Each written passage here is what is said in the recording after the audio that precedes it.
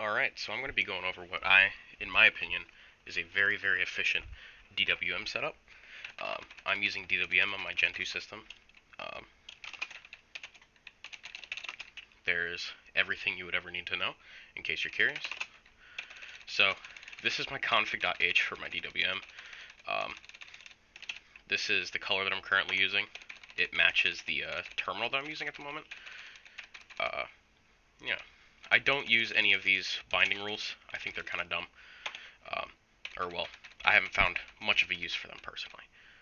However, I have a set of keybinds that will, first I'll go over the patches that I have.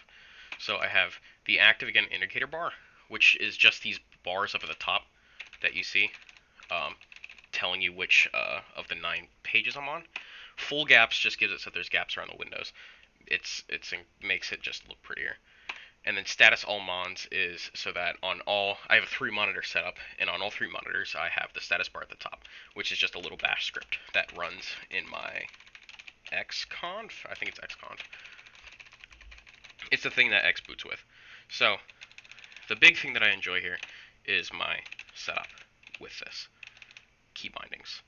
So we have J and K, in this case with the Win key. If I set up a couple here,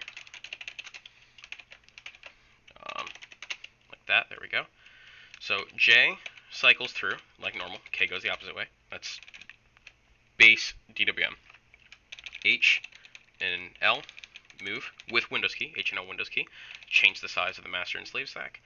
And then after that we have Windows key Shift J moves to the left one, and then Windows key Shift K moves to the right one, and then we can cycle through.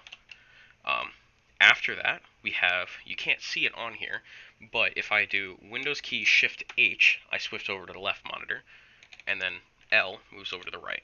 And that, I believe, is probably the most efficient setup you can get with this, just in terms of moving your hands around. So really, you can maneuver the entire system with just 6 keys.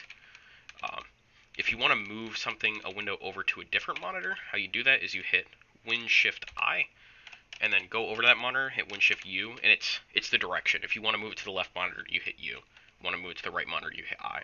So you just have to move up those 2 fingers. It makes it much, much easier. Beyond that, everything else is pretty standard. There's not much else to talk about in that regard. But yeah, feel free to steal this layout. I think it's a great layout if you have several monitors side by side.